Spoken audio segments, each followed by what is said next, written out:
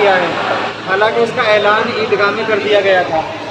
ابھی آپ لوگوں نے، آپ کے ذمہ داروں نے معافی مانگ لی، اس لیے نکاح پڑھایا جا رہا ہے، ورنہ آئندہ کے لیے کوئی بھی ہو نکاح نہیں پڑھایا جانے کا، بالکل ختم کر دیا جائے گا، کہیں بھی ان سے ملے گئے ملنے کے بھی نہیں ہم۔ اس لیے پہلے ان غلطیوں کو سدھار لو۔ اب ان کے گھر والے کہہ رہے ہیں کہ جی یہ کام ہم نے نہیں کیا، نہ ہماری مرضی سے ہوا، تو بھائی کیا کس نے ہے؟ اس کا مطلب یہ ہے آپ نوجوانوں نے کیا ہے۔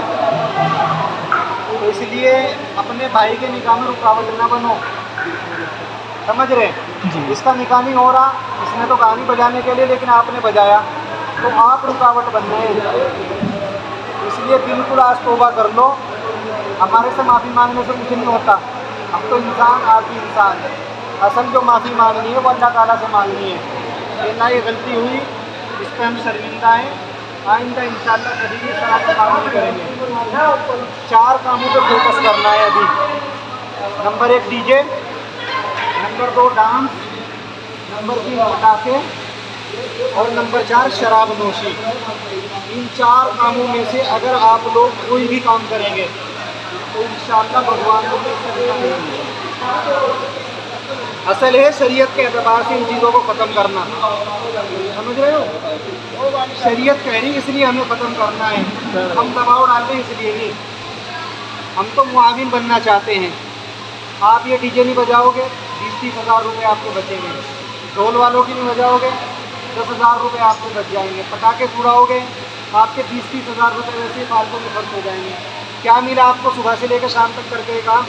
کچھ بھی نہیں، تھکے بھی، گناہ بھی کمایا، پیسے بھی خرچ کرے، بلکہ یہ سمجھو کہ ہم نے پیسے خرچ کر کے گناہ کمایا ہے، تو ہم سے بڑا بے وقوف تو کوئی بھی نہیں ہے بھائی۔ اس لیے بالکل اپنی زندگیوں کو شریعت کے مطابق کرو۔ آج کل ہمارے اوپر اتنے حالات آ رہے ہیں، پریشانی آ رہی ہے، ہم رونا روتے ہیں، بھائی ہمارے سب کارنامے ہیں، یہ ہمارے کارناموں کی وجہ سے یہ سب ہو رہا ہے۔ نماز ہم نہیں پڑھتے، روزہ ہم نہیں رکھتے، دین کے کام ہم نہیں کرتے، اور الٹے گناہ کر رہے ہیں، تو بتاؤ اللہ تعالیٰ غصہ نہیں آئے گا؟ ناراض نہیں ہوں گے اللہ تعالیٰ؟ بالکل اللہ تعالیٰ ناراض ہوں گے۔ اس لیے ان چیزوں سے جو بھی گناہ کے کام ہیں بالکل توبہ کر لو پکی سچی، انشاءاللہ پھر اس کے اثرات آپ کی زندگیوں میں بھی ہوں گے۔ اور اگر ہم اپنی شادیوں میں گناہ کریں گے، برائیاں کریں گے، تو پھر بھائی شادیوں میں جب شادیاں ہو جاتی ہیں اس کے بعد کیا ہوتا ہے؟ لڑائی جھگڑے شروع ہو جاتے ہیں، طلاق تک کی نوبتیں آتی ہیں، یا اولاد ہوتی ہے نافرمان اولاد ہوتی ہے، بیوی بچے بالکل کمزور ایسے پیدا ہوتے ہیں، جو بچے ہوتے ہیں آنے والی نسلیں، کہ کسی کا ہاتھ نہیں، کسی کی آنکھ خراب، کسی کا کچھ، وہ سب ایسے نہیں ہوتے، ہمارے گناہوں کے کارناموں کی وجہ سے ہوتا ہے یہ سب، سمجھ رہے ہو؟ اس لیے بالکل پکی سچی توبہ کر لو آج ہی سے، کہ جو کچھ ہوا اس کو بھول جاؤ، اللہ کے سامنے رو، اللہ کے سامنے گر گراؤ، اللہ سے توبہ کرو۔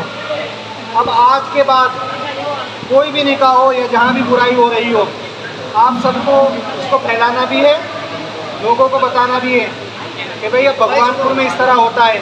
اگر آپ یہ کام کر کے آؤ گے، کہیں کے بھی رہنے والے ہو، چاہے یہاں کرو بھگوان پور میں آ کر کے، اور چاہے وہیں اپنے گھروں میں کرو، اپنے گاؤں میں، آپ کا نکاح نہیں ہوگا۔ بات آ گئی سمجھ میں بھائی؟ کرو گے نا انشاءاللہ؟